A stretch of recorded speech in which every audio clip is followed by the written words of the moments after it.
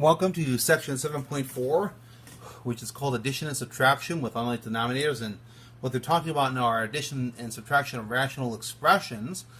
During the course of the lesson, you're going to hear me talk about three types of problems where we have to work in the problem to get the denominators to be identical to each other.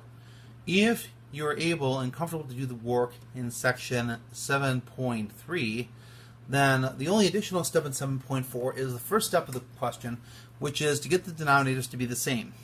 To give an introduction to this section first before I go into the main body of the work, I'm going to take a look at the addition and subtraction of fractions with unlike denominators.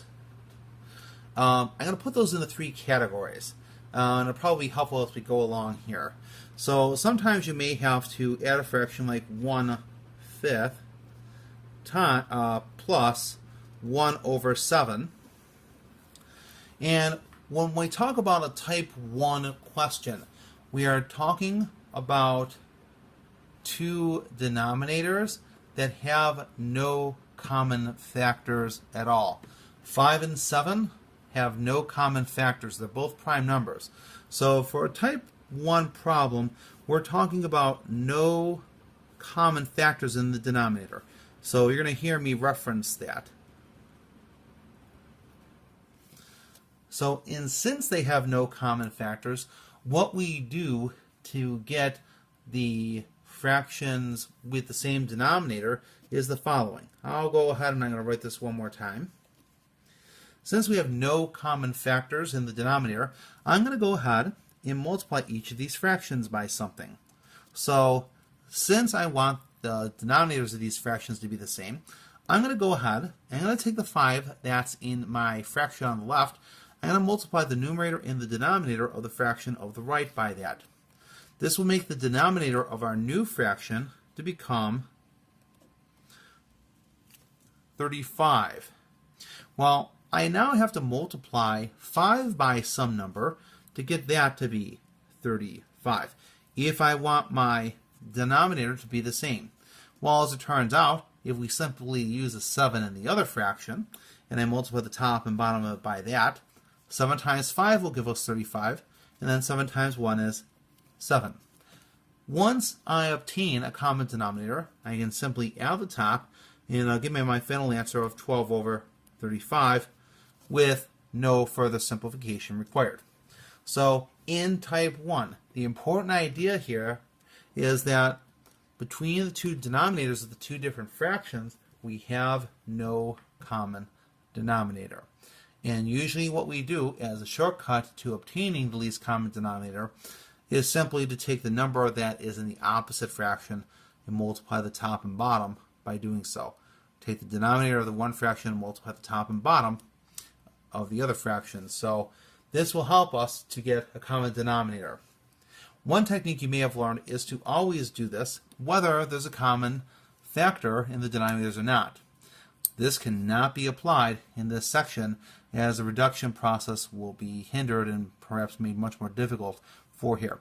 We'll explore that a little later. Type 2 involves another type of question where you may have 1/3 plus 2 over 9.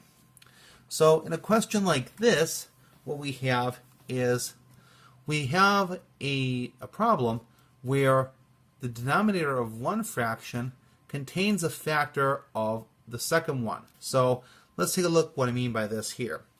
I can go ahead and I can write 2 over 9 as 2 over 3 times 3. So we see that these two denominators do share a common factor. So what I need to do is to only multiply one of the fractions. And what I'm going to do is I'm going to multiply the fraction over here, top and bottom, by the factor that's not uncommon. That in this case is the second 3. So I'm going to multiply the top and bottom of this fraction by 3 over 3. That's going to give me here 3 over 9 plus 2 over 9, and that will be 5 over 9. So in this one, we have two denominators.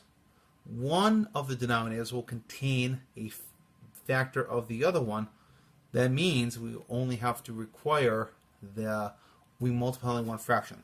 Let me illustrate this with another example for here. So let's say we have here 4 over 20. And yes, I know this can be reduced, but just go with it. 4 over 20 minus 1 over 5. So we have 4 over 20 minus 1 over 5. When I look at this here, this 5 here has a factor that is in 20. So I can write this as 4 over 4 times 5 minus 1 over 5. I see that the 5's are in common, but there's a factor of 4 that is not. So I'm going to go ahead and multiply the top and bottom of this by 4. And what that's going to do is it's going to give me 4 over 20 minus 4 over 20. Not my greatest example, but it should illustrate the point. And yes, that's going to be 0. Why? Because 4 over 20 is actually equal to 1 over 5. Principle to take away here is when we have one denominator that's a factor of the other, we have to multiply only one of the fractions. We'll take a look at these examples later on. So this is a type 2 problem. Let's take a look at a type 3 question. So here we'll have 1/4 plus 1 over, let's make this 1 over 6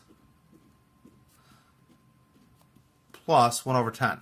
So we have 1 over 6 plus 1 over 10. What I'm going to do is I'm going to factor each of the denominators here.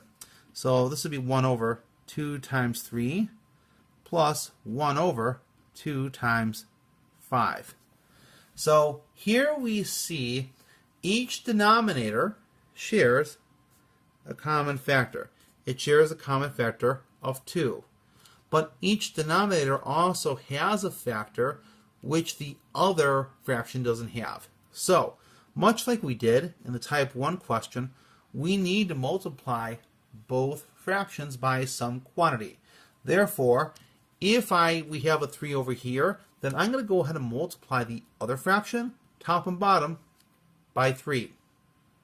Since we have a 5 that's a factor in the denominator over here, and we don't have it here, I'm going to multiply the top and the bottom denominator by 5.